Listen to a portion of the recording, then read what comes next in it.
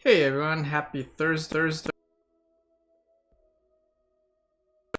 My webcam is like all glitched out, and yeah, not much I can say. I'm already running the software from a command line because the newest version of Mac OS X basically broke the software and it still hasn't been fixed. So, can't see me, but I'm shrugging. I don't know. I don't know what to do. So, thought it would be better to get the stream started, and I guess this is like the podcast edition where we get audio only. And yeah, I thought that would be preferable over me restarting my computer and starting. I don't know, 15. How long does it take to restart my computer, get everything going? All right, enough of that. Tonight, there are a couple things I want to do.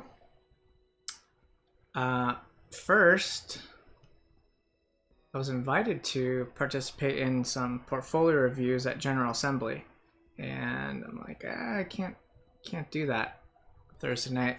Ralph, how are you doing, man? Missed ya. Good to see you, and welcome.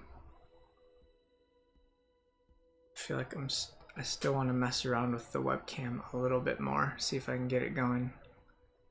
Just such a bummer. Let's see, what if I add a new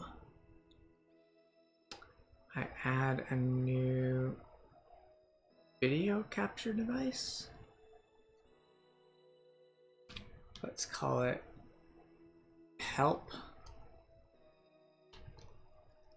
I'll call it webcam fail. Okay, and let's see if we can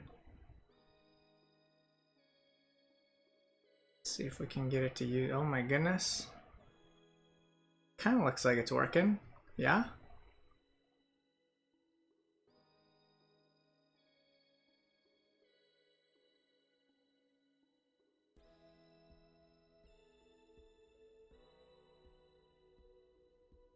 Getting in the way of everything. All right. Can you see that? Can you see the webcam? Let's see. How do we do this? Boom. There we go. Let me monkey with this for a minute. Let's see here. Ooh, I know. Maybe I can learn from the other one that's not working.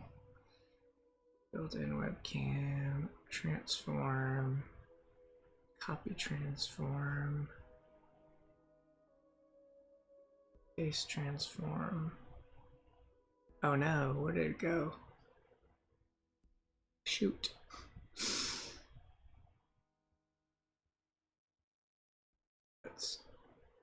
Oh my goodness. Yeah, that doesn't make any sense.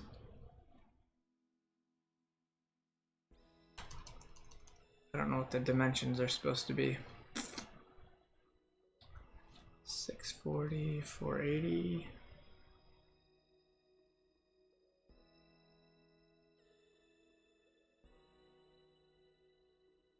Line at the top left.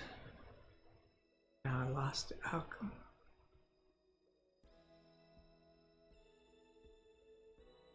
Oh my goodness. What just happened? Let's reset it. Okay, now I've got that. All right, we're just gonna shrink it down.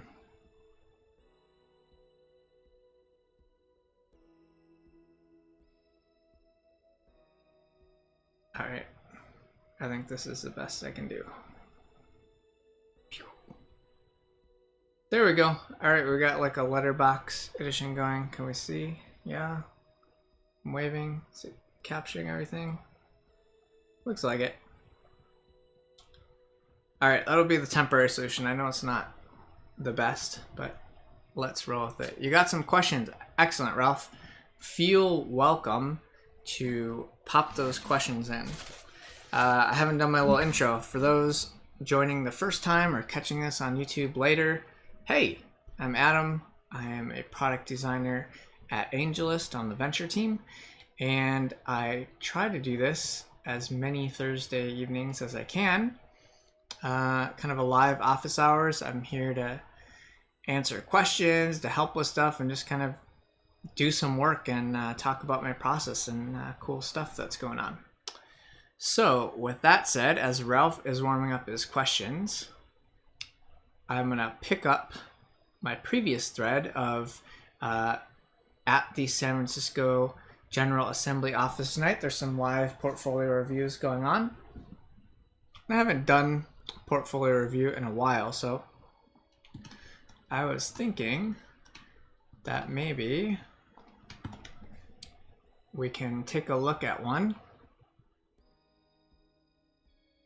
and find a portfolio to review real quick. How do you get rid of this? See what's changed. I don't care. UX designer. Let's look for folks in San Francisco. What? There we go. San Francisco, cool. And then, is there anything else I want to look for? Wow. All right, do we have product? Do we have user? Oh, let's do some on user interface design. Who says they have that skill? All right, and it's, I think, default sorted by people who updated things. I was actually looking at trying to find a good one or two on my commute. And let me see who I have here. So let's see, is now I don't see it. Let's get rid of that skill and see if I can find the person.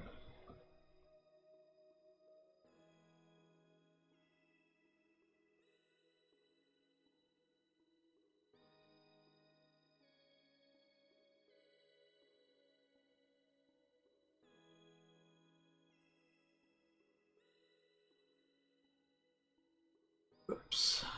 I'm gonna open that in the frame.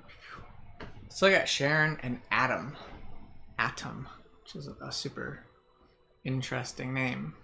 I didn't realize there's people with that name, but I don't know the origin of the name either.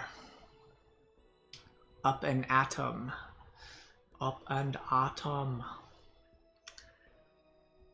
All right, so I'm just gonna call out, I'm not gonna do my normal kind of full reviews, but I will call out a couple things that I noticed when I was browsing. So I think it's in this case study that Sharon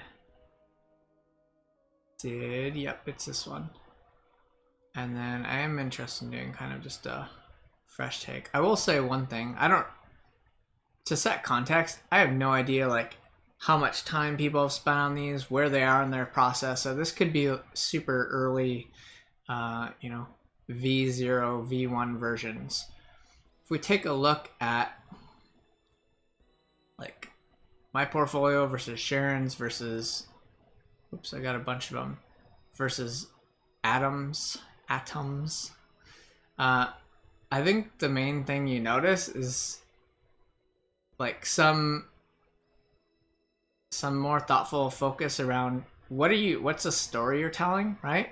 Also, what are you presenting to people? So in my last portfolio iteration, I spent quite a bit of time thinking about the visual and presentation and really working to level that up to catch people's attention. I think it's an obvious advice for Sharon, like, cool, like you've got some context here. You've got like this, hey, there's some issues going on. You've got case study section, but it also looks janky enough to say like, okay, skip this. I'm not even gonna look at a case study just based on what I'm seeing here, right? Adam, he has some information. He's like starting to think more about context. But again, it's fairly like boilerplate, out of the box. I don't know what is he using for this site. I'm guessing this is like a Squarespace or Wix or something site, just because it has that kind of generic row.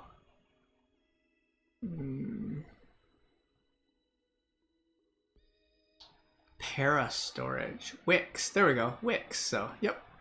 It's Wix. Which, perfectly reasonable, perfectly normal, perfectly healthy to be using a platform, a CMS platform, to get your portfolio up and running quickly. No issue with that. I think the area I'll just call out is how are you standing out as like something special, right? And avoiding any negative perceptions of, this looks like half-baked, this looks like just some boilerplate thing. I don't know if I trust this person, right? All right, before I continue and call out a few interesting things, I'm gonna bounce over to Ralph's question. And I see Ralph says that, hey, Adam, I did some usability testing with that website that he showed last time. He went in with the goal of seeing if they understand what the organization is about, and they seem to understand it. Okay, cool. In this case, should I go back to the client? Hey, Peleg, welcome. I'm glad you can catch us live too. Hi. Let me know if you have any questions. Ralph, when you say, should I go back to the client, what does this mean? Does this mean like, are you ready to take these findings back to the client? Another question I have for you is, who did you test with? Because when I looked at that website, I didn't really understand what it's about. And I consider myself a highly intelligent, highly perceptive individual. So I would be surprised if you showed 5 people off the street, glanced at the site, and they could tell you accurately and with some detail exactly what the organization is about. So maybe you found, granted, there are plenty of people even more intelligent and even more perceptive than I am. But if it's the site that I remember, something about, I'm trying to even remember, it was some sort of like nonprofit. And it took like you had to navigate through like 3 pages to figure out like what the heck they do exactly. And there's like a woman as the main image, and I'm like, I don't know who this woman is.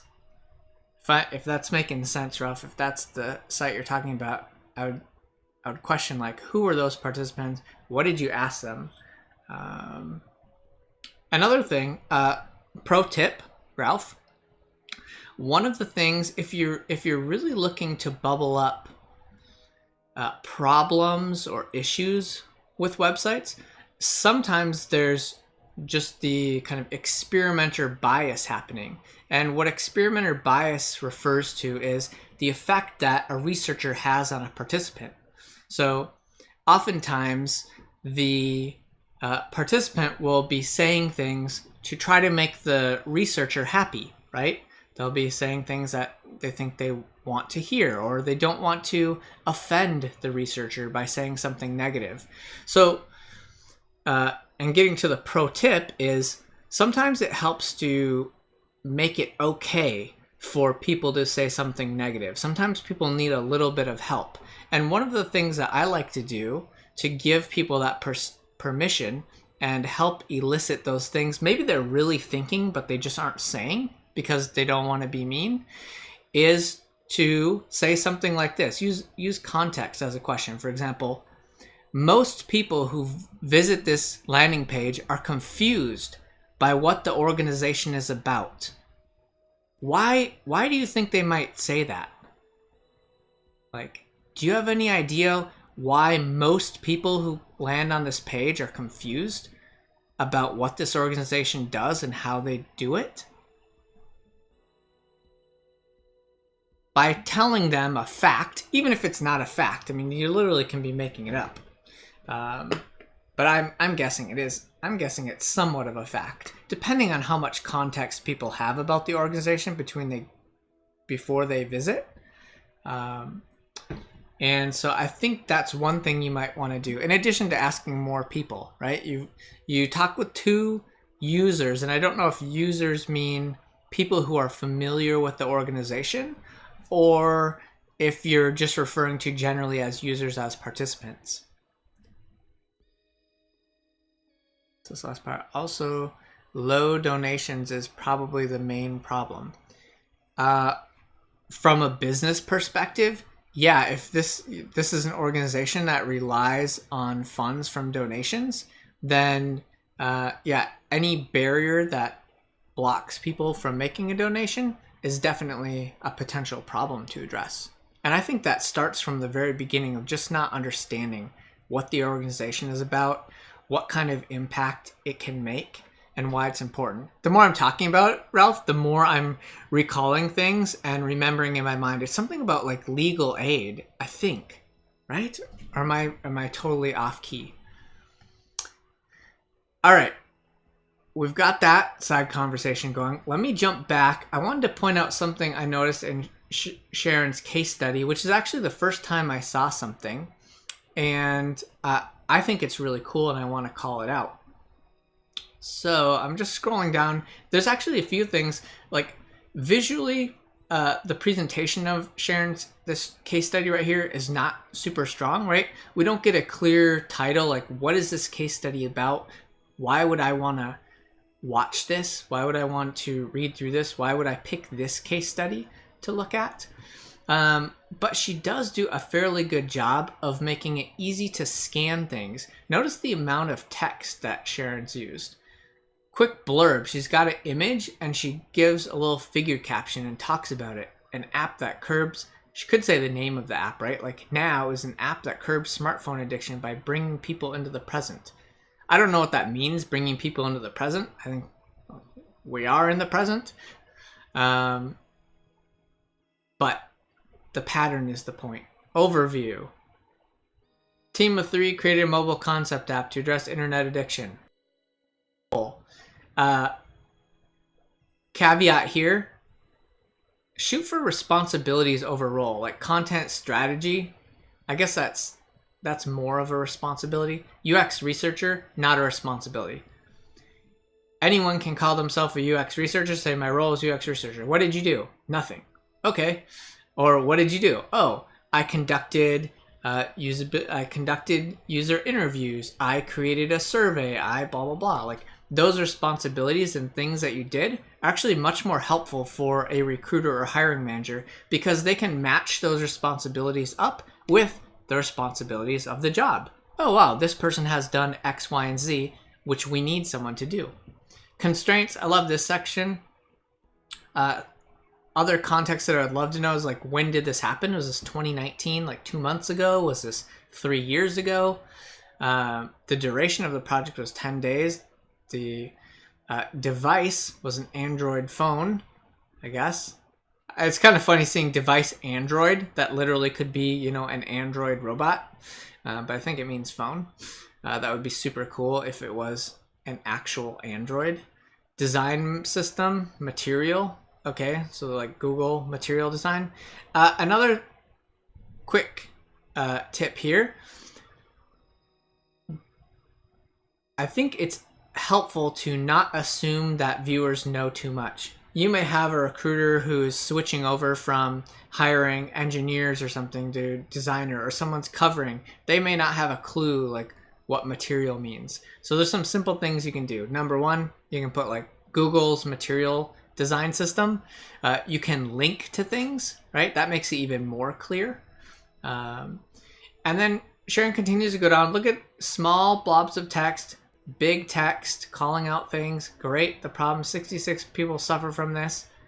Solution, positivity, activity. Very scannable. Very scannable. Pain points, bullets. I don't know that these are not actually pain points, right? Pain points should be something that elicits pain or makes you understand that there's a problem. But the format is nice, right?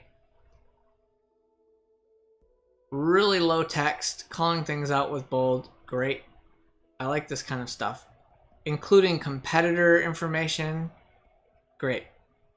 Love this kind of stuff. Tables, like this shows me like thoughtful design process very simply.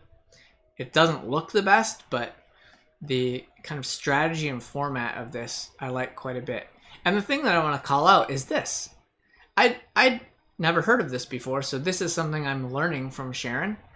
And I love it when I learn from people because everyone has something to teach me. At least one thing, probably many, many things. But this is the first time I'd heard this phrase. I'm going to zoom in on it a little bit. Let's see, where did it go? Minimum viable desirable product.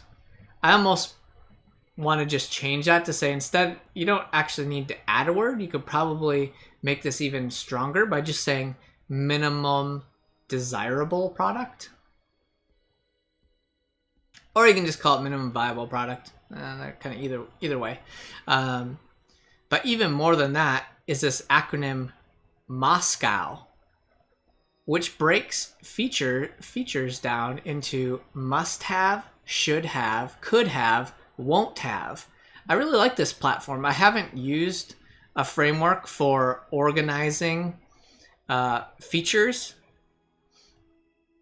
into these categories, and I think it's pretty clever. I don't know where, maybe we'll Google this and find out where does this acronym come from, or maybe Sharon invented it. I don't know, but I think this is really cool. I think the idea of being really thoughtful and demonstrating that prioritizing happened during the project is really powerful because every project needs some prioritization, right? There's no, at least at any paying opportunity that I've ever encountered, there's no endless amount of time. There's no unlimited resources, right? Everything has a limit and has constraints. And in many cases, especially like in startups, you're trying to move quickly. It's very important to move fast. So being able to prioritize into the features that are really critical, the things that you really should do, the things you could do that are kind of interesting and might be nice to haves or extend on some of the higher level orders but are less critical, and then also calling out specific things we won't do. So I like this framework, Moscow. I'm going to try to use that in the project that I'm currently working on at work. Must have, should have, could have, won't have. Moscow.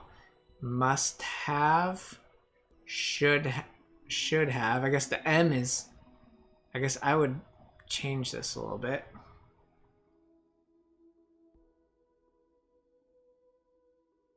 I think I would only capitalize. Oh, of course I didn't hit enter, so my change is not applied.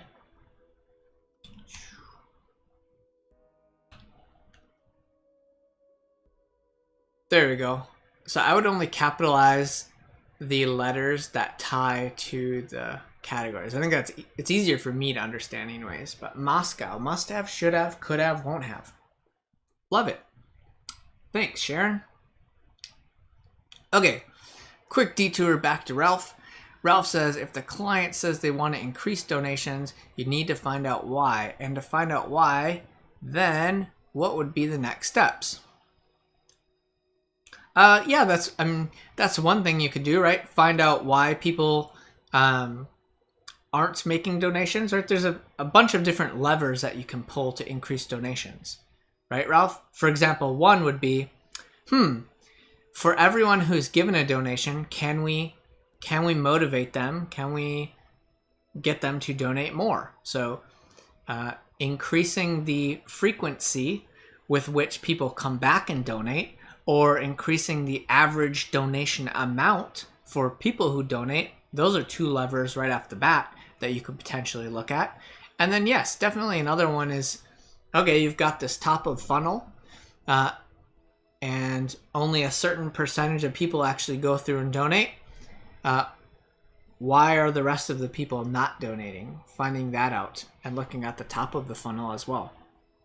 I think any one of those could have a potential impact on increasing donations.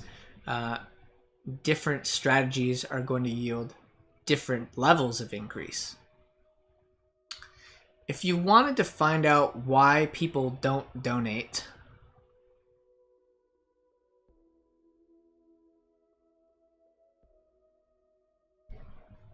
I'd say there's a few things that you could do.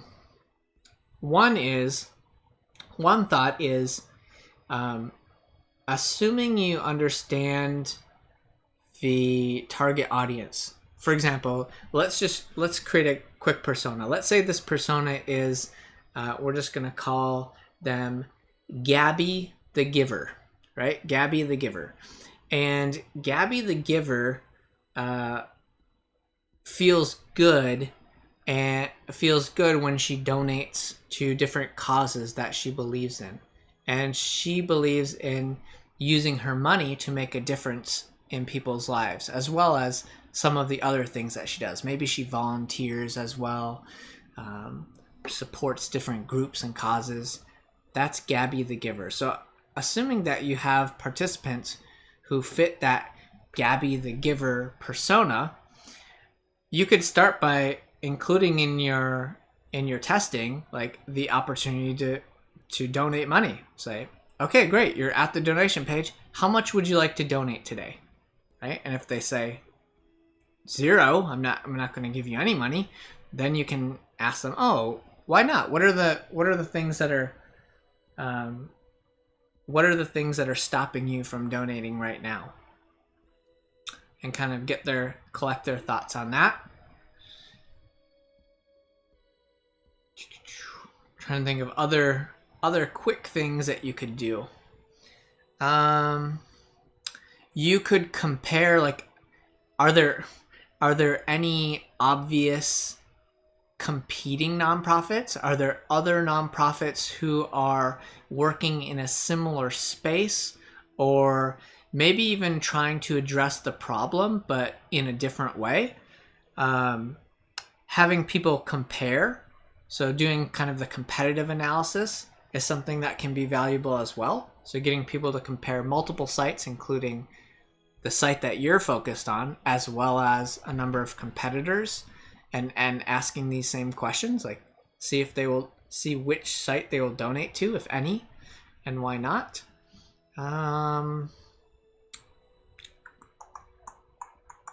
Yeah, I mean, there's so much that goes into the motivation of whether people will make a purchase or make a donation.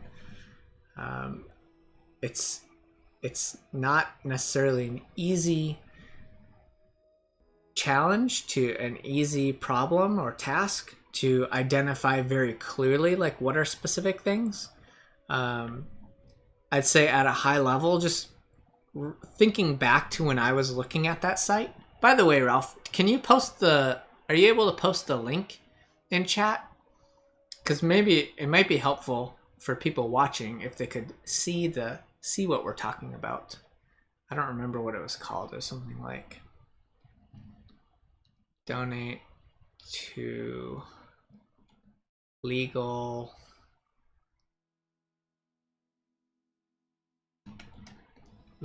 aid to underserved groups. I don't know if I'm going to find it.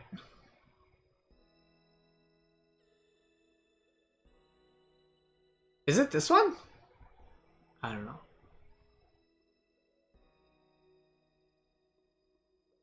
All Californians. So this one's interesting, but that's not it.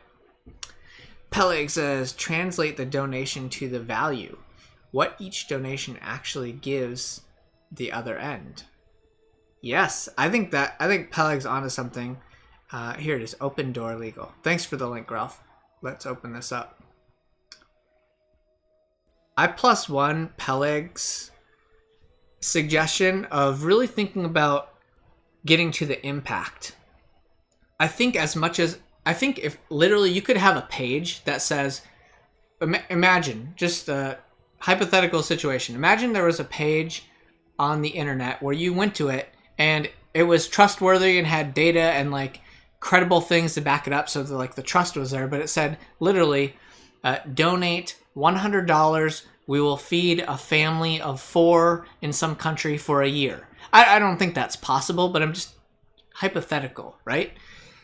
If it had a credible statement and credible cause and like showed how $100 could feed a family for, maybe it's not even a year, maybe it's a month, feed them for a month, that seems like a really powerful thing. It's like, wow, like with this $100 I could buy an extra pair of shoes, or I could feed a family for a month. And for people who are motivated by like, wow, I can really have a positive impact on the world, I can help people who are less fortunate, to me that's almost like, for people in that group, it's just like, take my money, how many families can I feed, right? And I think that's something that's missing from this website. It's like, I don't know what you do, everyone should be able to access competent and timely legal help. Okay, yeah, that's not a super rallying cause, like, to me, because it doesn't tell me about like what the problem is, right?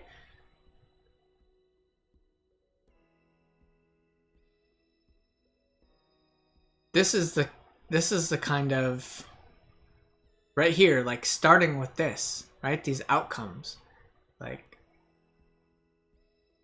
and I remember talking about this. There's so many weird things, like 2,000,000 means 2 million, right? So just say 2 million. Don't say 2,000,000.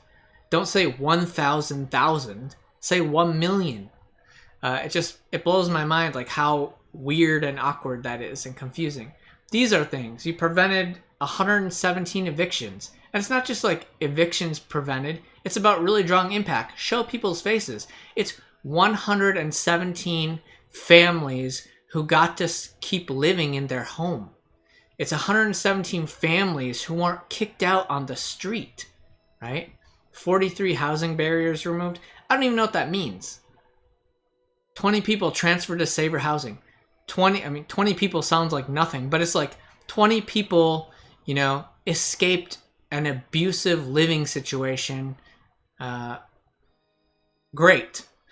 62 move outs delayed. Some of these things aren't terribly compelling, and they're also super low numbers too, right? Like, in general, 24 parents reunited with their children. When you have such small numbers like these, what I would recommend in general is making a more personal and direct connection. Like, if there's only 24 people parents that were helped, like, don't tell me this tiny number. Show me a specific parent. Show me, John or Mary or whoever, this parent. Show me the story. I feel like there's opportunities, and I understand that privacy is really important to folks, but still, this organization, like, is there anyone who's willing to like share their story? Especially in some of these like happy ones, right? Parents united with children, right? Divorce. Maybe there's an abusive marriage situation, right? Family conflicts resolved. Like, these things are fairly small numbers. And to me, when I look at this, there's this monetary stuff is really big. And then these really like human things that I can connect with are very small impacts. So thinking about the framing of these things is also big. Estate plans completed. I couldn't care less, right? It's like, do I want to donate money to help people make estate plans? I don't even have an estate plan. Like, really being thoughtful about like who wants to help with these things, right?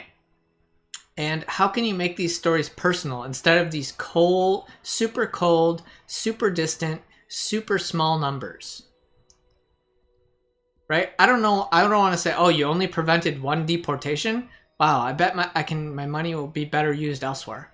No, show me the person who is here, staying in the country, and contributing to, the economy and society in a productive, constructive way, and yay, that feels good, right?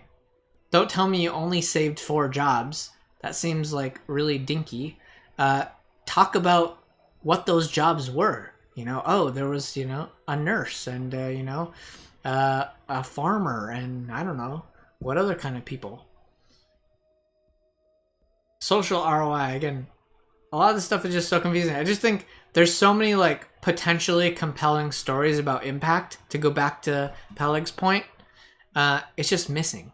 It just gets lost in all these like noisy things that make me want to say, yeah, I think my money will have a much bigger impact elsewhere, right? Speaking of that,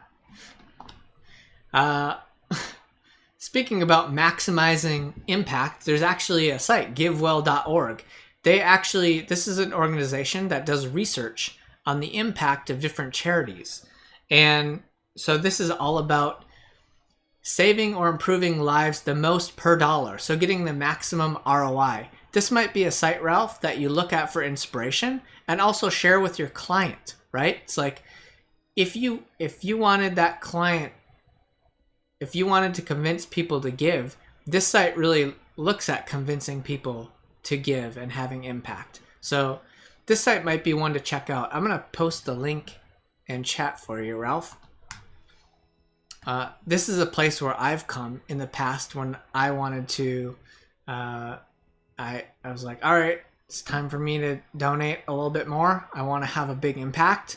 I looked to see what were some of the top charities that GiveWell recommended so that I could generate the most good for my investment. And Open Door Legal should know, like, this is what they're competing against, right? This is part of the competition. It's like fuzzy, unclear, small impact on people versus like really, really big impact, saving lives, improving lives, right? Look at the picture, right? This is like giving some child medicine, maybe some sort of vaccination or something that's going to help them live a long, healthy life. This is impactful. This is not impactful. Some woman smiling on the street. Don't know. So there's definitely a lot of opportunities for this site and this organization. All right, hope that helped. I think I covered the whole Moscow thing. Atom Edwards, I just wanted to, I noticed that he had some interesting things going on. Like, interesting. It's not responsive, but when I looked on it on a mobile phone, it displayed okay. So let's see what happens. Yeah. So let's see. Let me make this bigger. Oh no.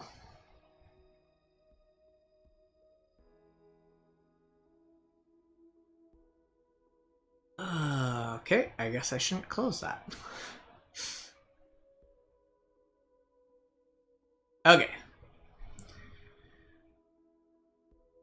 It's not quite the, let's see.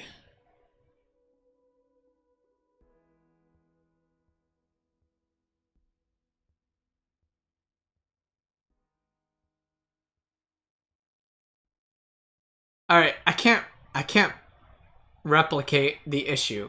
So let's just get out of this. I can speak to it more generally. Okay. Be really careful about putting text over images. In general, I would just say, like, rule number 1, avoid text over images. Just don't do it. Just keep things separate. Keep it separate, keep it clean. If you absolutely have to put text over image, make sure that you are doing it in a way that has a strategy, let's see, to increase contrast.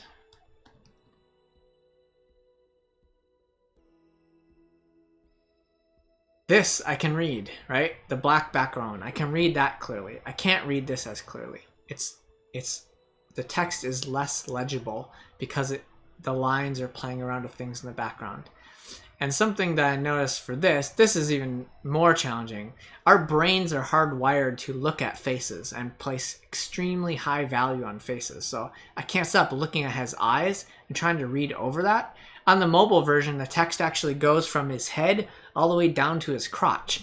And like reading text over someone's crotch is not great. So I think Adam has some really low-hanging fruit in terms of thinking about how he can fix the issue of displaying text over images.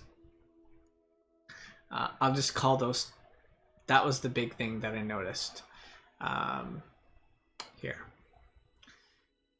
Okie dokie. And yeah, as much as possible, I guess last thing, avoid stock images. Like if you're gonna have, I'm assuming the top image and this image and this other image are all stock images. They look totally like stock images.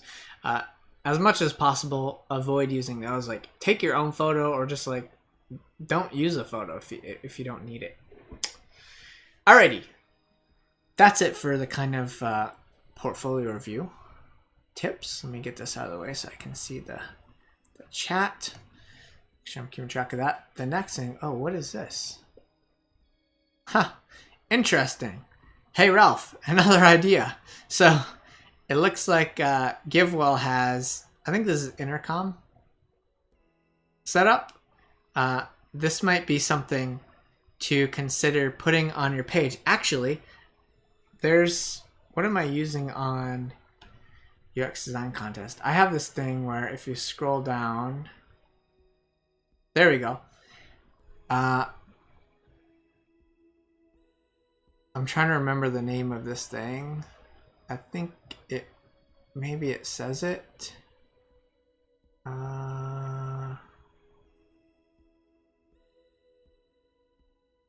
Question, slide container, survey container, embedded survey. I get email from them, so I can totally find out what it is. I think it's called Iterate. It is. It's called Iterate. Let's see. Is it iterate.com or IO? Nope. Iterate.io? Nope. Iterate online survey.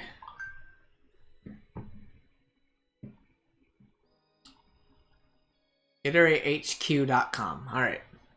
Wouldn't have guessed that. I'm going to share this with you, Ralph. Pop that in chat. So that's something I'm using here. I have it triggered like once they scroll down a certain level on the page. And then it's just got a few questions like, how did you discover this? Oh, I found it on Google. How likely am I to enter? Well, there's no current, maybe there's no current contest. So this one's actually not a great blah, blah, blah. And then you can just submit it.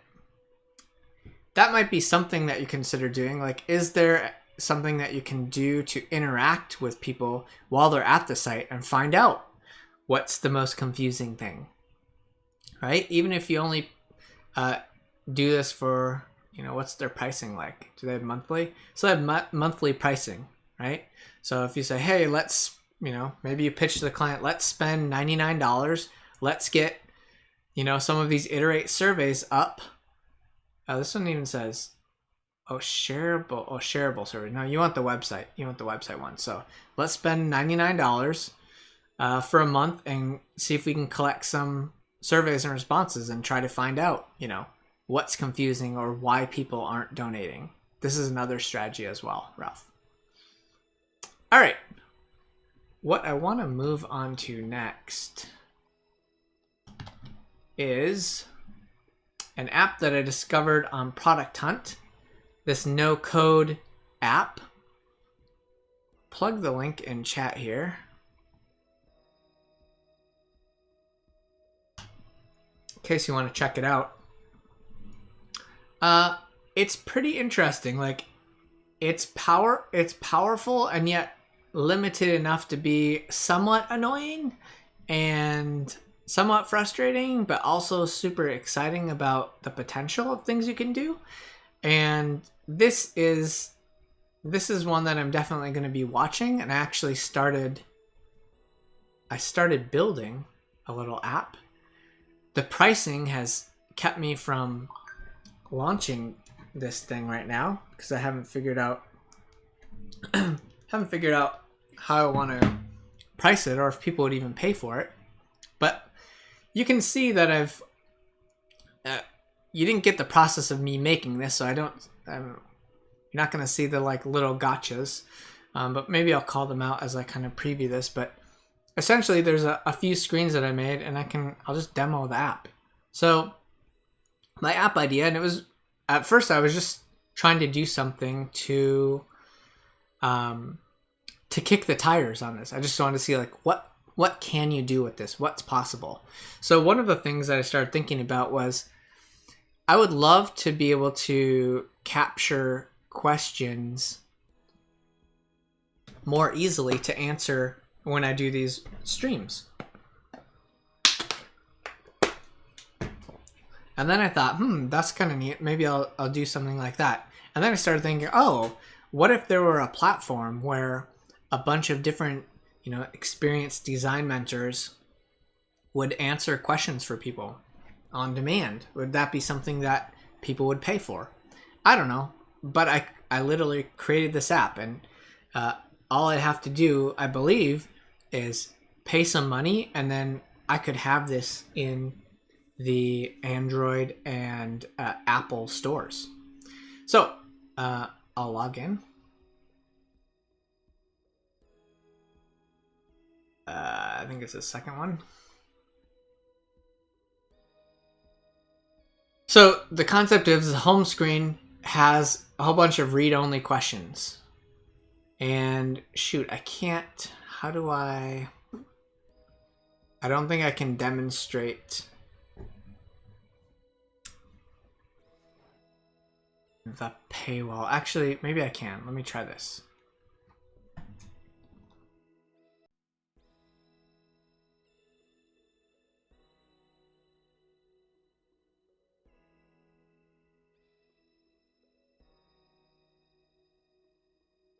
All right, come on back. Come on back.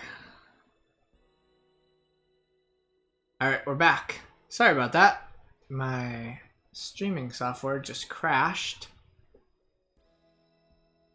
As you can see, there are definitely bugs. Should have added that. There are definitely bugs with this app. Like, why is this button hanging out down here? But basically, for a non-mentor view, so this is like a user. This could be Ralph, right? Ralph's like, yeah, I want to ask questions. You can see the question. You can see how many answers there were, how many mentors participated in the question. Then you can tap, and then you can get the answers, right? How can I stand out among other designer candidates? Invest in a hardworking online portfolio website. Use a writing tool to help you write more concisely and avoid sloppy mistakes. You can imagine a whole bunch of like collected pro tips from different mentors. Got any tips? How to find usability issues? Try usability testing. Right?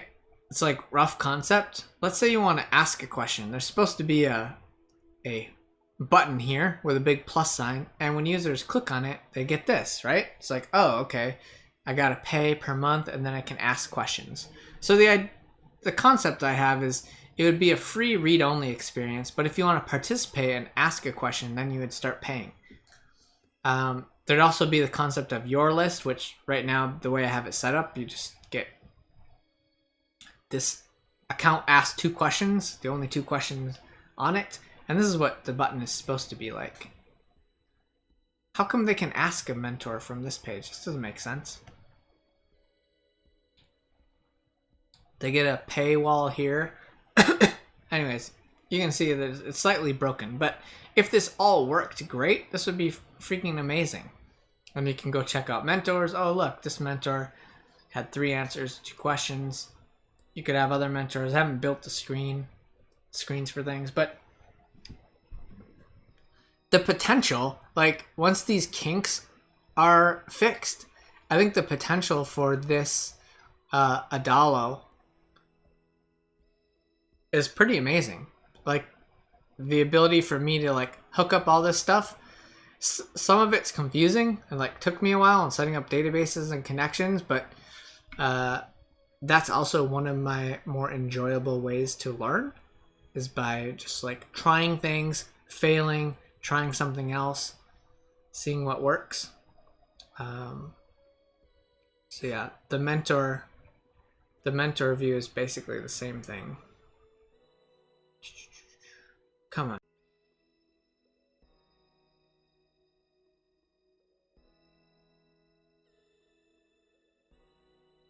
All right, are we back? Sorry about that. I wonder if there's something with this app preview that's crashing things. So I'm a little hesitant to go explore more, which kind of stinks because I wanted to work on this a little bit more. But maybe what I can do is just start organizing a list of issues.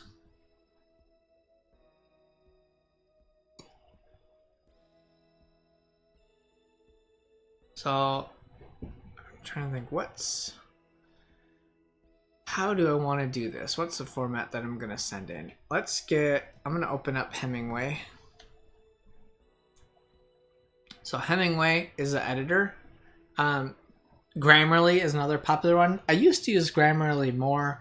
Now I find myself using Hemingway more because I tend to focus more on just keeping my sentences short, which is not easy. It's very easy to ramble. It's more challenging to be concise, and also the readability. So I'm gonna use Hemingway here, and I'm gonna start.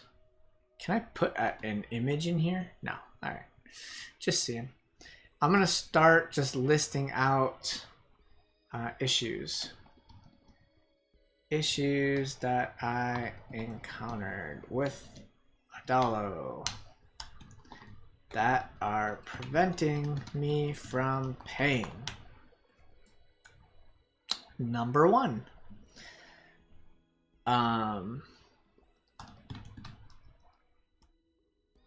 Placement of button position in screen. What would you call this? What's this? The screen editor. Janice! Hey, welcome. Happy Thursday. What's new? Button position in screen editor doesn't match position in preview. Despite being in... let's keep it short. Button position... what else was there? There was the... Let me actually just check this out. Sometimes visible adds a new question.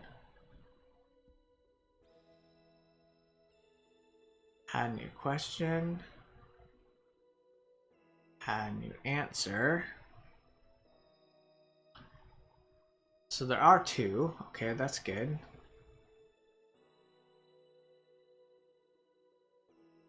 Who is it visible to? Logged in subscriber.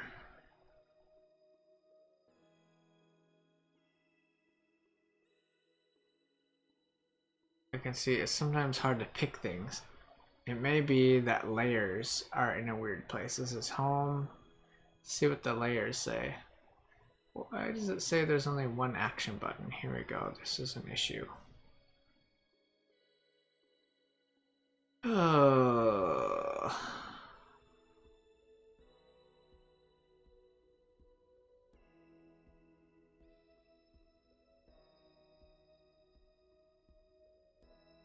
I feel like these tools have such powerful functionality, and I also question, like, how did you get to this level with all these like pain in the ass bugs? Like I'm assuming that the people building it are testing it and like building things. Like some of the stuff kind of drove me nuts, so I'm surprised that's new question model. Like it doesn't go back to the, maybe it did. I don't know. I feel like the navigation is just like all over the place. I don't know which action button this is. It just says the same thing. there's no conditional, there's no condition, right? I think that's really what it's missing. Like I'm trying to hack my way around things. And then you get into this situation where now things aren't showing. And why aren't things showing?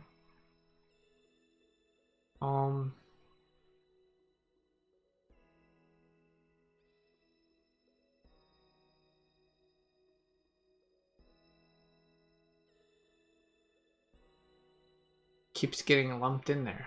I don't know why. Anywho.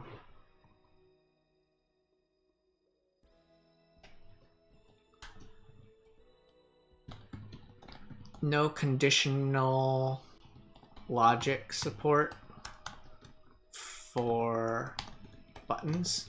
I'm going to give an example.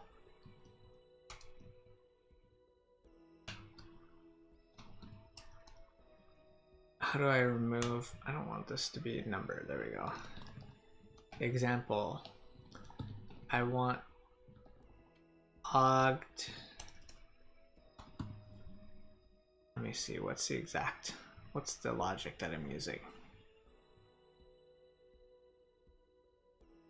Sometimes visible.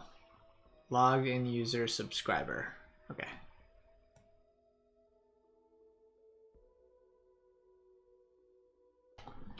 Logged in user subscriber to have one on press action and logged in user subscriber equals false to have a different on press action. Subscriber equals true. There we go. It's a long sentence. How can I shorten it out? I can put a period. There we go. See, that's the beauty of Hemingway. What else? What else was causing problems for me?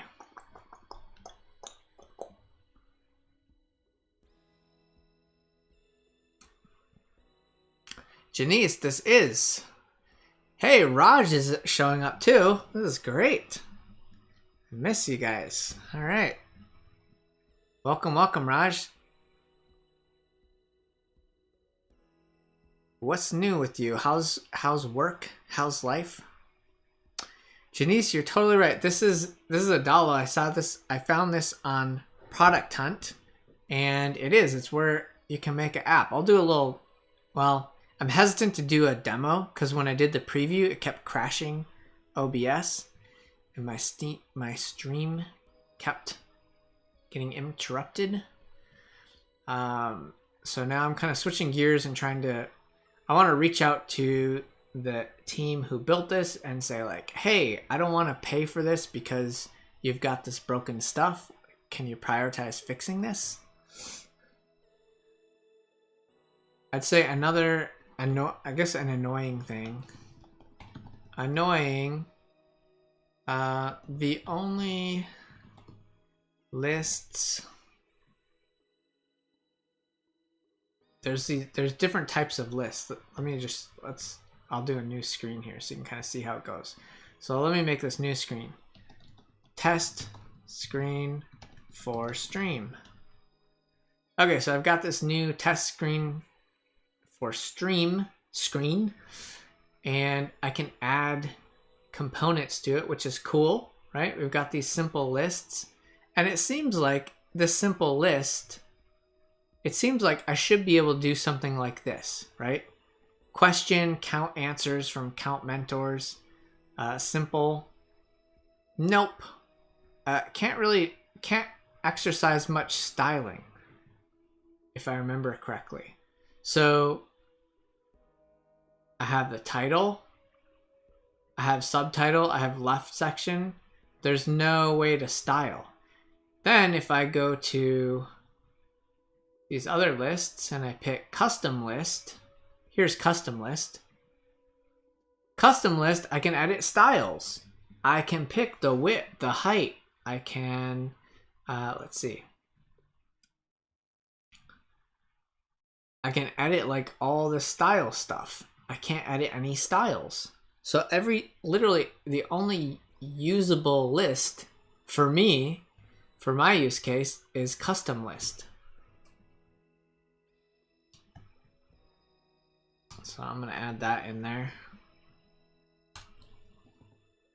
The only list that I can style sufficiently is the custom list. No other list types are no other list types meet my needs. What else? 4. No way to preview as an app, or no way to preview app experience on my phone.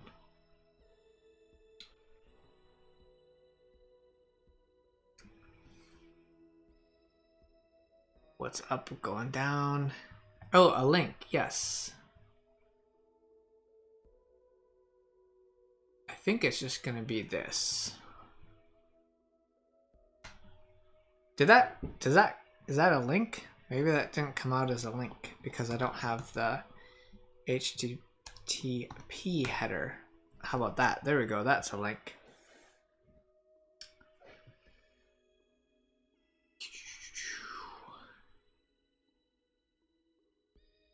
Old coworker went to go work there. Wait, I missed something.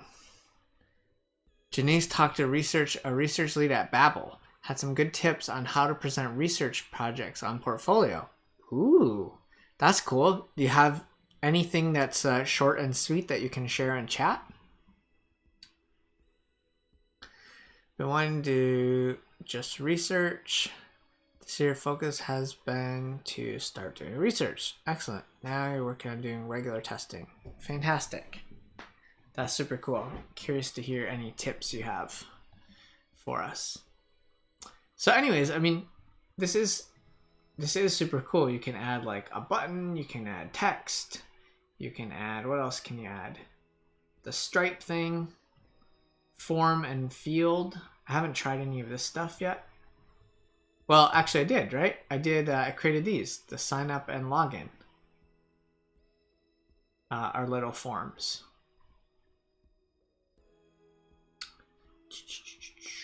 What else do I want control over that I don't have control over? No control over shadows.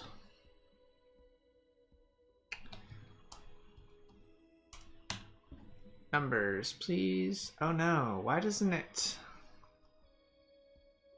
I see.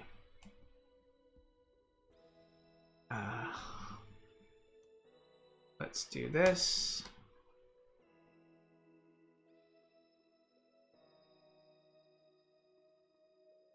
And let's do this.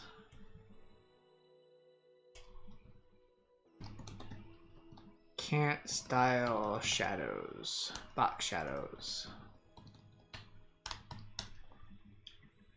That's kind of a nit, right?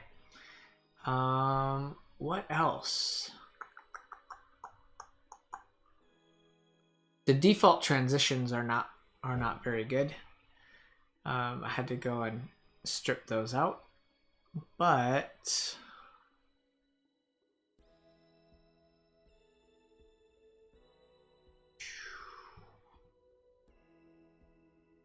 yeah, if everything just worked.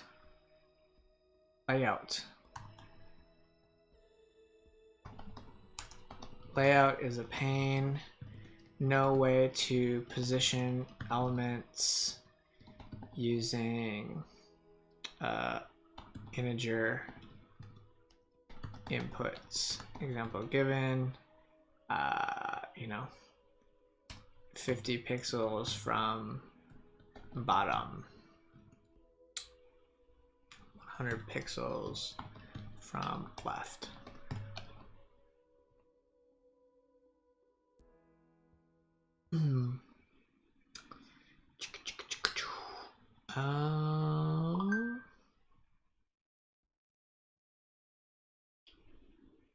That's pretty much it. At least that's all I can remember right now. Oh, line spacing. Can't customize line spacing. Only font size. There's something weird about buttons too. Like, for some reason, I can't. This one I could change. The submit button, I had more control over styles, and then when you insert a button, suddenly you get no control over styles, which is ridiculous. Can't customize buttons, font size, etc. that you can edit for submit buttons. Why you know allow same level of editing. All right. Oh, Janice's got a lot of stuff over here. She mentioned for showcasing projects to really focus on the collaboration aspect. Okay, that's always a plus. How the insights inspired change within organizational development. So impact, collaboration, and impact. Yes, +1 and +1. Because a lot of UX is about relationship building and gaining buy-in from others. She looks for those qualities in other people, besides just showing your process and kind of checking the boxes on the fundamentals. Great. Janice, can you elaborate on that? You mean relationship with content users? Actually, like relationship with coworkers and other teams. Yeah, organizational. Her team, I can't read that last part, it gets cut off. Her team is a floater research only team. It's kind of like an agency. So other teams will submit research requests to them. Yeah, that sounds similar to the model that I experienced at Twitch.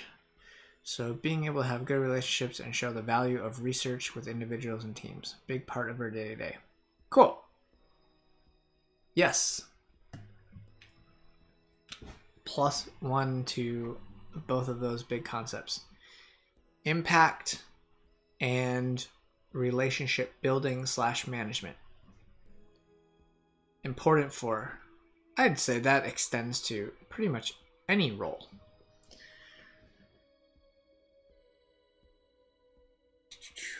Okay. Trying to think. Was there anything else that really bugged me? Not so much. I want to get a Notion up here. So actually, I'm just going to redo this in Notion. Let's make a private document. It's going to be called feedback. I'll bring Notion up over here. All the windows. So who is Adalo? Who is responsible for this? Let me help and documentation. Is there anything at the bottom here?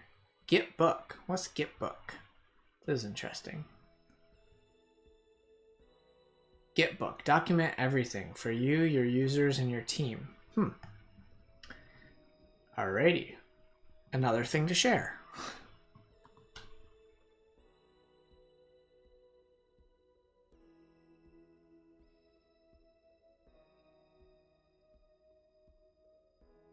Looks kind of cool. I'm going to just go to, what if I just go to adalo.com? Will it auto log me in? No, it doesn't. Great. So yeah, what's our story? Jeremy Blalock, David Adkin, Ben Hafel, Cool. Just three founders. Pretty impressive for 3 people to have built this, and yet so much blocking me. Who do I have the best chance with? Design? Go for the designer. Go for the engineer. I'll probably email them or tweet them. hello@adalo.com. All right, so I'll just add these things in here.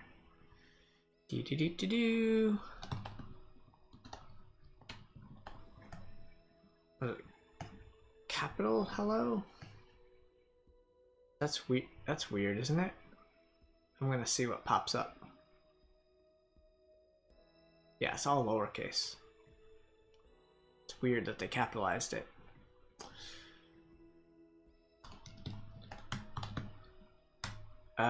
Twitter. I'll add their Twitter link. Maybe I'll tweet at them. And of course, I could also follow up on Product Hunt as well, right? Product Hunt Adalo.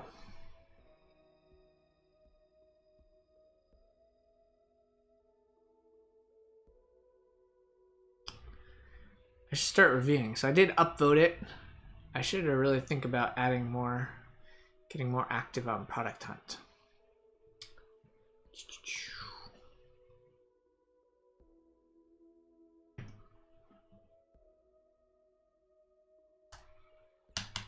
Okay, now I'm going to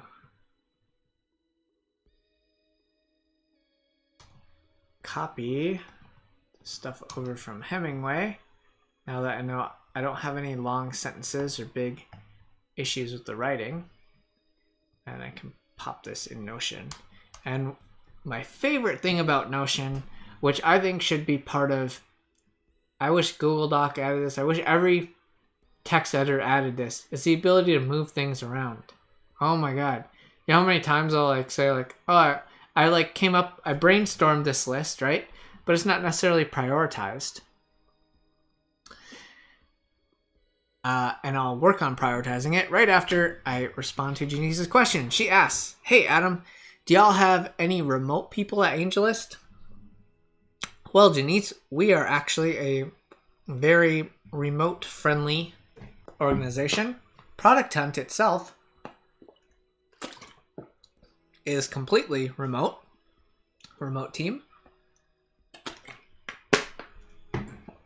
On the venture team that I work with, we have a couple team members in the Seattle area. So for SF folks, they're remote. We have a developer in Latvia, burning the midnight oil, California time to do work. And coming up soon, next month, we're going to have a developer in Russia as well. In addition to that, I try to work from home at least once a week. I've recently kind of switched my average to 2 days a week. That helps me skip the commute time and invest that commute time into work so I can get some more stuff done, have fewer distractions. So yeah, AngelList, remote friendly. How about you? Do you have a, I guess my follow-up question is like, why are you asking? Do you have specific questions about remote workers, or are you in a situation?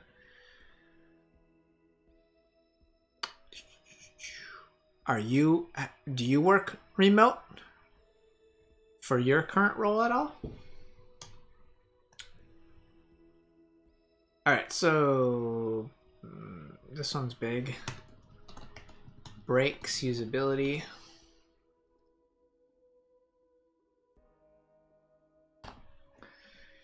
No conditional logic support for buttons. Have to do janky workarounds like stacking buttons on top of each other.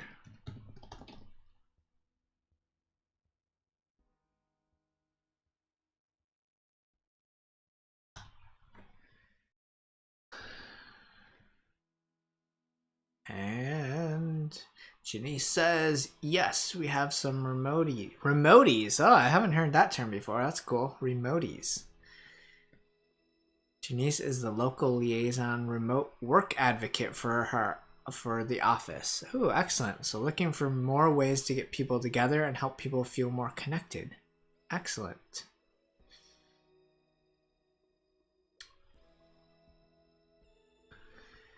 And, oops, what did I miss? What did I do?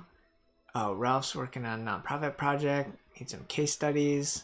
Excellent. I'm curious to see Ralph's progress on that project as well. That's fun. All the local people are very close. Culture is awesome, super friendly. Also want to extend to remoties. You just made it up. Excellent. Cool. All right. Now I know who to attribute it to. Interesting thing, Janice, to consider. I had asked our team lead, I said, like, hey, like, do you have any, now that because our team was all local up until, I don't know, 9-10 months ago, we started adding on fully remote members of the team. And I had asked the team lead, like, hey, are we planning on doing anything? Do you have any special plans or strategies for helping people feel involved and connected? And he said, like, basically the answer was, like, not too much. Like, we show up every day, like all the remote folks, we can see them during our weekly stand-up. They can hop on video chats or calls anytime they want. And something he asked me is, he said, we want to be, like, somewhat careful about, like, going overboard because we don't know what, the remote folks are comfortable with. So I think one of the things I would encourage you to do, Janice, is think about finding out what those remoties are comfortable with. Like, how much connection do they want? I haven't been a fully remote worker before, so I can't say that I fully understand the motivations, but perhaps one of the motivations for remote folks is they're just like, hey, I just want to, like, do my work, I get along with people, but I also don't have to, like, go to that happy hour or do this other thing. And I was like, that's a good point. So I think like everything, the answer is, like, having a good balance and making sure that the opportunities are, like, opt-in, right, for remote folks. So, hey, we've created some opportunities for you to come and participate in these different ways. Like, if you're interested, cool. If you're not, cool. And if you have the opportunity and resources, getting together in person is actually pretty amazing. So has it been a couple weeks? I think a couple weeks ago, the entire venture team got together for an offsite. And so we had all the remoties coming in from Seattle area and from Latvia and even the person who's going to be starting in December from Russia. We had folks from London and Canada, and everyone got together. So that was something really special that we were really fortunate to be able to do and get together in person. I understand not every organization will be able to do that, but if possible, that's definitely something that can be a lot of fun. Okay, where did I leave up? What am I doing? I was going to reorder these in priority. These two things. This is something that is annoying, right? But it's not a blocker. Maybe I'll separate these things into two categories. Blockers and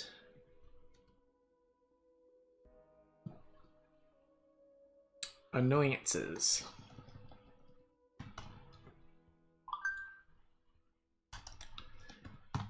Annoyances. There we go. So I just put this arbitrarily. Can't style box shadows. That's annoyance. No way to preview app experience on phone. That's kind of a blocker. Now I can get rid of this numbering.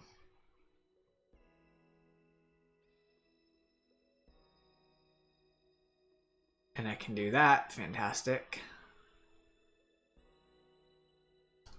And I can fix the formatting a little bit so it's more scannable. You are welcome, Janice, and I hope that as you continue being your awesome Remote advocate, you will share any good things that you learn as well. Hey, is it Prabhu? I'm so paranoid about pronouncing people's names wrong, but I feel like almost every name, there's almost always like different ways I could go. Anyways, I want to see your question here. What's a great way to get really good at UX processes? All right, I'm going to tell you the answer. It's not secret. You may say like, well, that's obvious, but I think the way to get really good at it is by doing it a lot. So going through a lot of UX process cycles is really key to getting good. So that, you know, if you're looking at optimizing, I guess, what's your goal in asking that question? Why do you want to get really good at UX processes? And also, what do you mean by UX processes? We should probably make sure that we're on the same page, have the same definition. I'll tell you what I think of when I think of UX processes. I think about activities that are involved in the end-to-end UX design process. So I have an extra something. I see Peleg's telling me, what do I have an extra of? I have an extra 2. Am I going to be able to see it?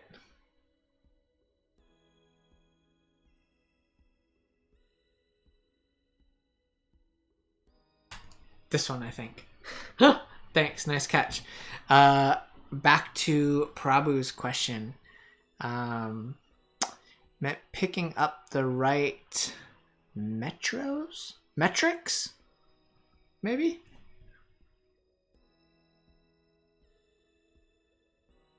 I'm more confused. Please clarify.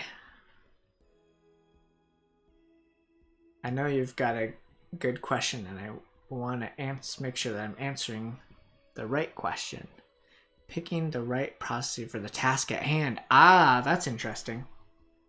Well, for that, I have probably not as satisfying of an answer, but it's my favorite answer to give because I think it's the most accurate. It really depends. I don't believe that there is the right process for the task or the right method. I think what's great about design, and maybe what's also challenging and potentially intimidating, is that there's no right way, right? Engineers deal with a different world, right? There is a right way to make a computer do something with code. As far as design goes, like, there's not necessarily a right way. There are many paths to solutions or to success or to information. I think that you tend to build up your intuition around what might be a good choice in terms of methods. Again, by going through cycles and trying different things and trying different methods. At the end of the day, like if you ask me, like, how do I pick what methods I'm going to use? I think about how much time do I have to get to, you know, the deadline, the goal, the deliverable, and think about, okay, what do I need to know? What do I need to learn to get there? Okay, I need to learn X, Y, and Z. Okay, what's going to help me learn X, Y, and Z the fastest, the most efficiently? So, for example, I can tell you today, right? The current project that I'm working on, the goal output from me are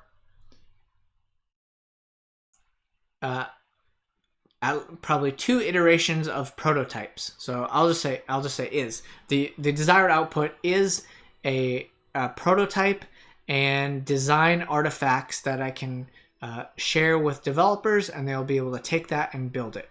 So that's the design output and the primary responsibility I have before I can relax on my end of the year vacation.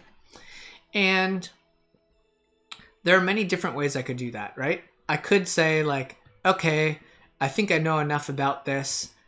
Let me dive in and get as far as I can on a prototype, and then have that done by Friday. And if I have that done by Friday, I'll be able to share that with enough people enough times that I can iterate and iterate and iterate and fix anything that I got wrong, right? That would be a method. Another method, and is the one that I'm choosing to do, is, okay, I think there's a lot of stuff I do know, and I think there's probably a bunch of things that aren't on my radar or I haven't considered or haven't thought about recently that I think other people can help me expand my vision and my scope. So what I did today was I had a little ideation session. I brought in another designer who's kind of working on the broader project with me, the bigger project. And then I also pulled in an engineer who had mentioned to me that she had done some thinking in the past about this topic area, this experience area.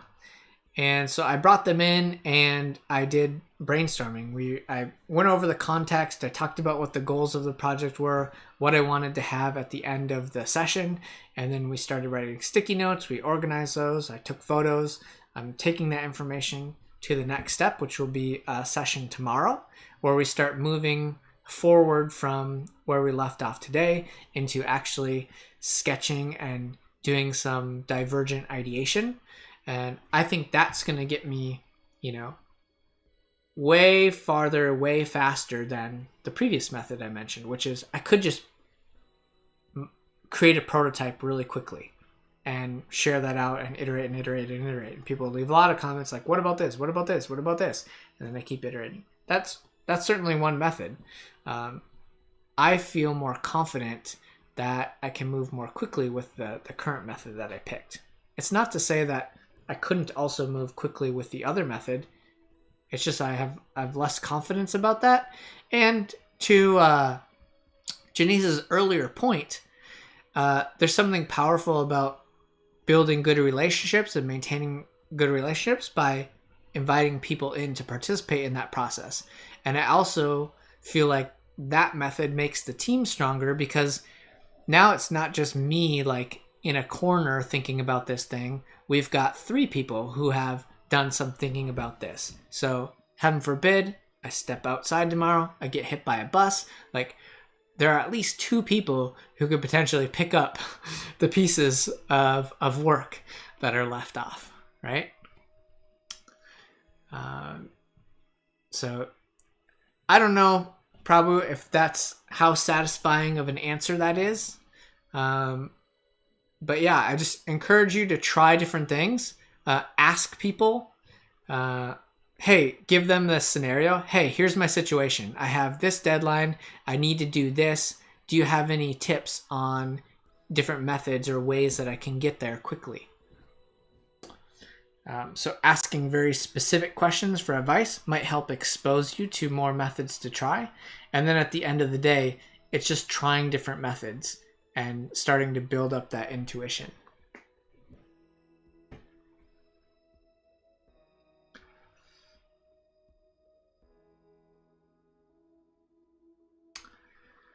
Janice has been using loom.com.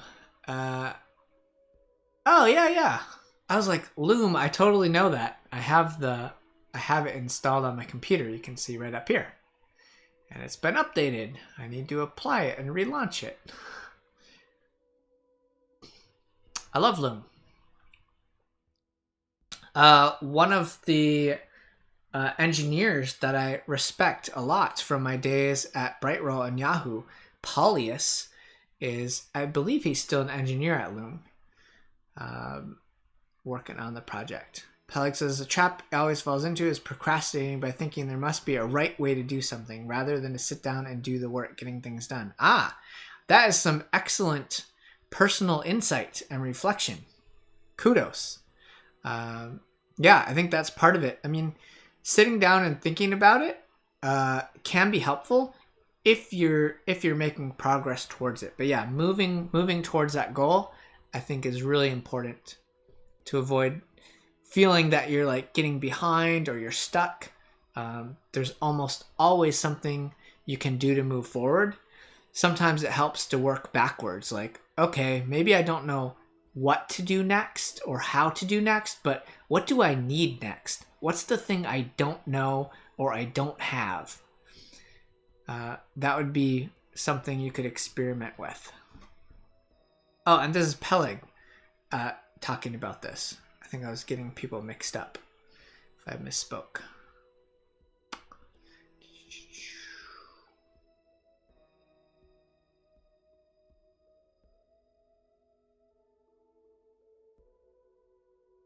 Nice. So Janice, is the way you use Loom, do you have users, do the users use Loom to record little sessions? Or let's see, when I can't get people to commit to a 15-minute video call. I'm curious to hear more about how you use Loom in those situations.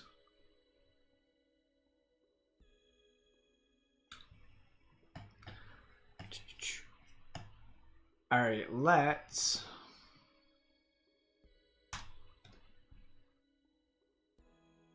There was something else I tried on Product Hunt. This one, Safari, I don't use Safari. If you're any Safari users out there, seems like if you're doing a lot with CSS, seems to be a hot one. I purchased this. It's on sale today only. I think it's still some time left if you want to purchase it. I can't give it like a huge recommendation or anything. I upvoted it. I think it's a cool idea. I kind of started using it, but haven't had a ton of time to see if it really has the impact of helping me. But it was something interesting that I found.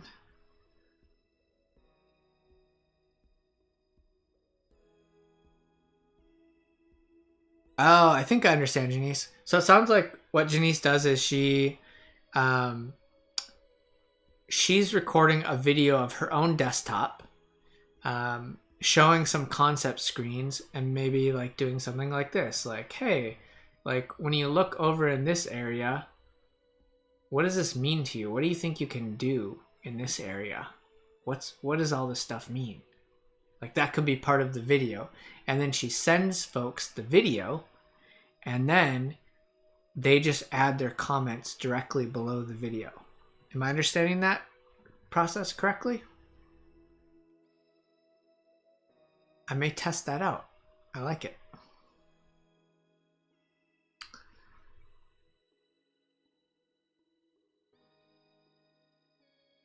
What else? Anything else cool on Product Hunt today?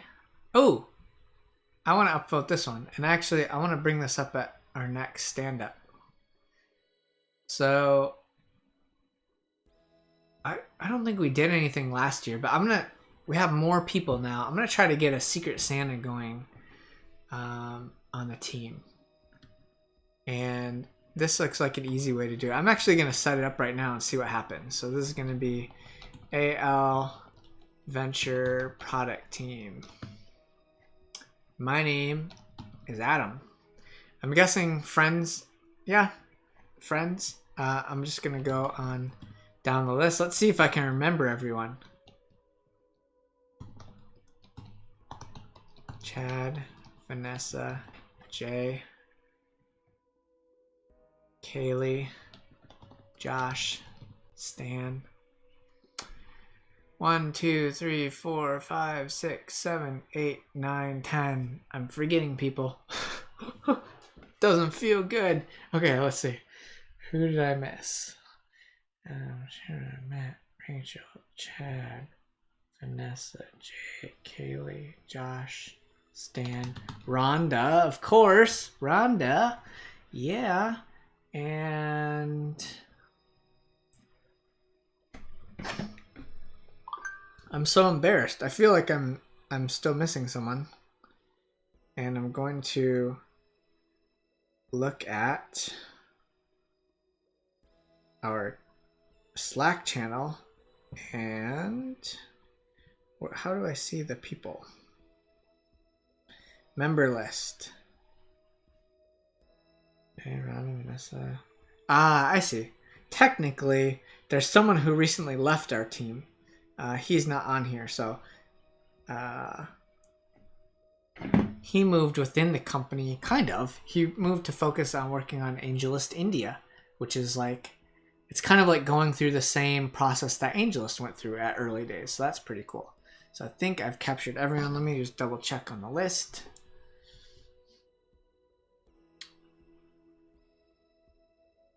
Adam, check. Matt, check. Stan, check. Rachel, check. Kaylee, check. Josh, check. Jay, check. Rhonda, check. Vanessa, check. And Shinran, check. Excellent. Okay, so now what happens? I say make it happen, and then this is the link. So let's see what happens when I go there. Choose only your name. I don't want to do this in public because then if anyone sees this video, they're going to know who it is. We'll just create a new one though. Let's just do that. I'm not going to use this one. I'll just create a new one. So let's just see how it works. Ooh, all right. I'm Secret Santa to Stan. Nice. That's pretty cool. All right, now I know. I'm gonna use this. To get something going.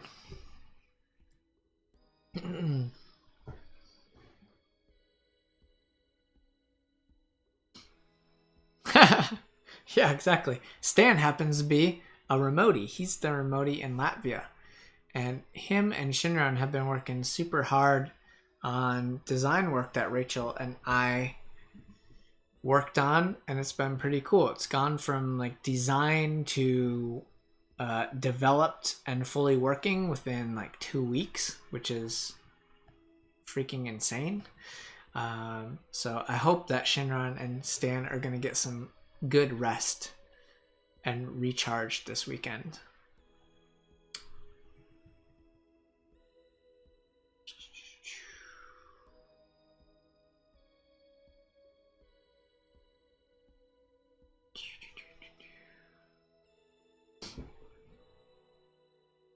All right. Well, we've got about 15 minutes left.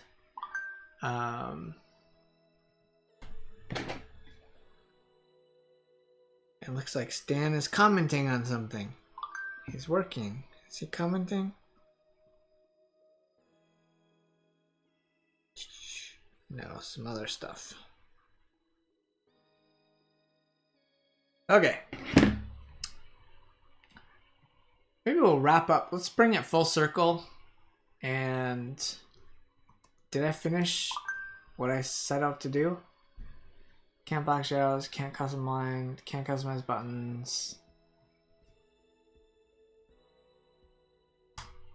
I've got these. I'm gonna share with Adalo and say like, hey, fix these blockers so I can start paying.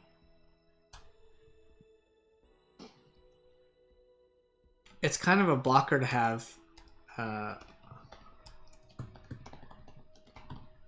monthly pricing too high for... Oh, hang on 1 second.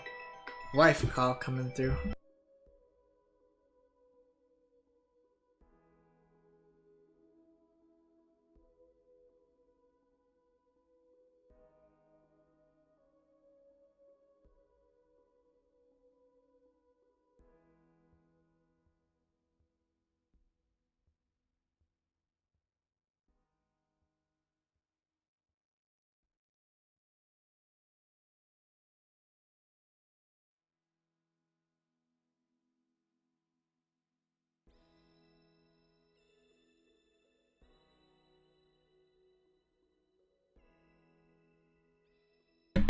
All right. Thanks for your patience. Monthly pricing too high for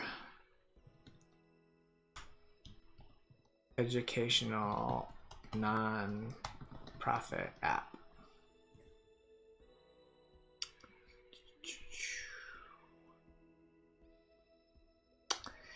You are welcome, Prabhu. Hope that helps. All right, so we've got that done. As I was saying, why don't we go back to General Assembly and just take a look at a couple more portfolios. Let's search for, what do we want to find? Let's pick something fun, like a keyword. Search by name. Oh, it could search by name too. Let's see who has TH in their name. Can't search by TH, too few letters. Okay, let's see who has DAR in their name. Oh, that's interesting. It doesn't actually let you search, just give some previews. That's interesting. All right, not as helpful.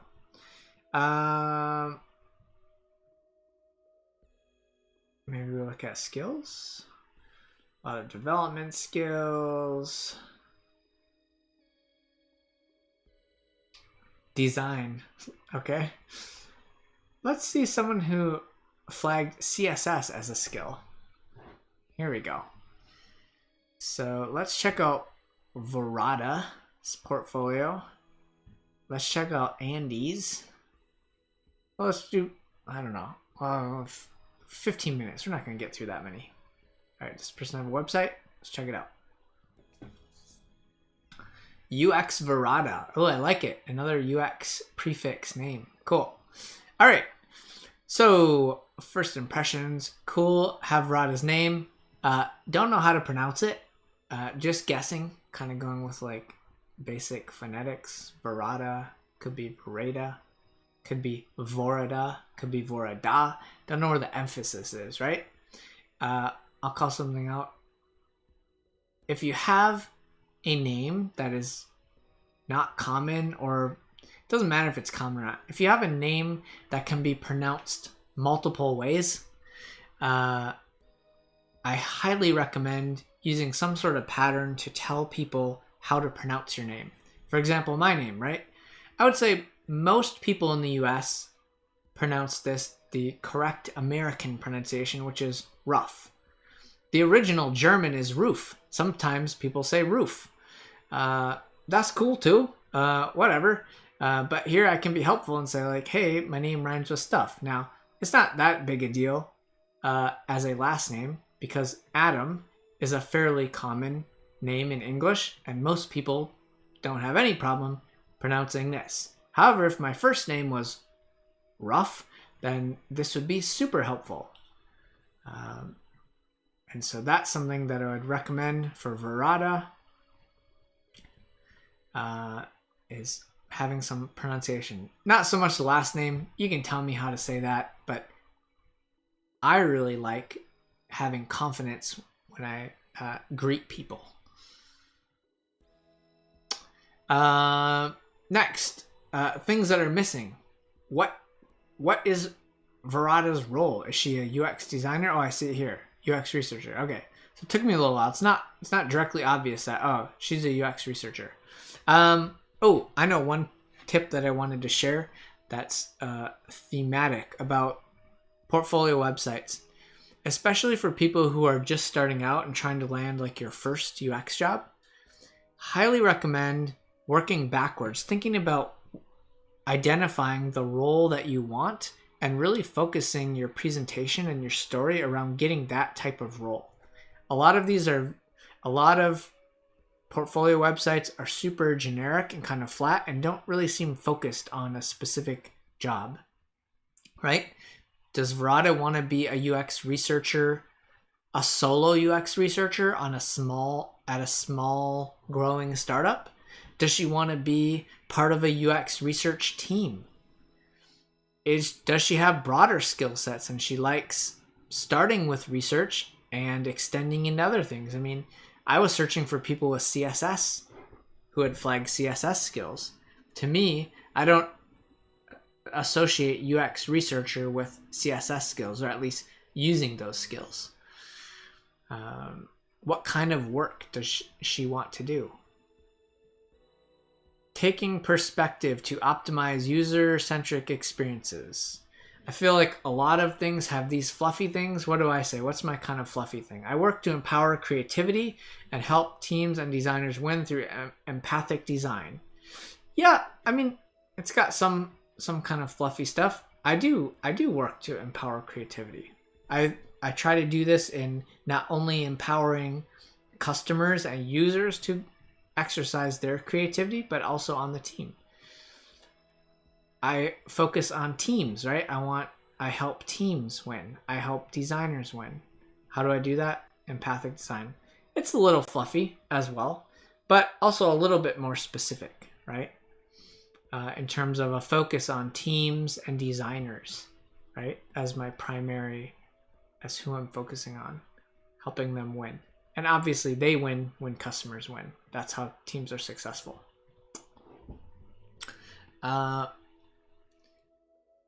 Contact me, great. Maybe thinking about I love that there's a call to action, right? I think it's something that many portfolio websites miss, is they just don't ask anything. And then it's kind of like, how hard is your portfolio website working if you're not actually asking for people to do anything? So I think that's great. I think a question that I have for Verada is this the best time for you to ask people to contact you? Like, have they learned enough from your name and this little blurb to say like, oh yeah, I gotta talk to Verada? Or is there a different call to action that might be even better than contact me? And is there another location or moment where contact me might be more effective? Projects, UX, case studies, edge learning, simulation design, Piroshki. I see there's a little bit of like animation coming in. So 3 projects or 3 case studies. Cool. I'd say that's like a decent amount for someone who's starting out. What would be more helpful than the what? These are descriptions of what. What is this? This is edge learning simulation design.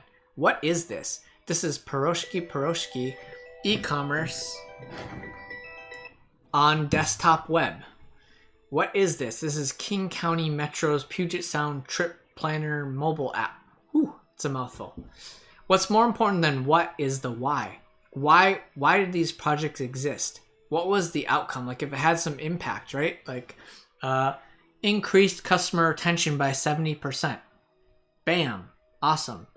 Increased average sale of Piroshkis by $10. I don't know. Trip planner mobile app. I don't know what this is. Increase number of users by 10,000% through whatever, right? So if you had some sort of impressive impact, leading with that is always great. And then also talking about how, like if there was some special methodology. All right, I think this is my wife kicking me off. So I'm going to say goodbye. I'll be on vacation next week and hopefully back on the first week in December. Thank you, Ralph, Janice, Peleg. I'm forgetting another P fellow, Prabhu, and anyone else that I'm missing. Thanks so much for showing up and being active in chat. You had awesome questions. Hope you got a lot out of this. I know I did. I learned some things as well. So until next time, happy designing and be kind. Bye now.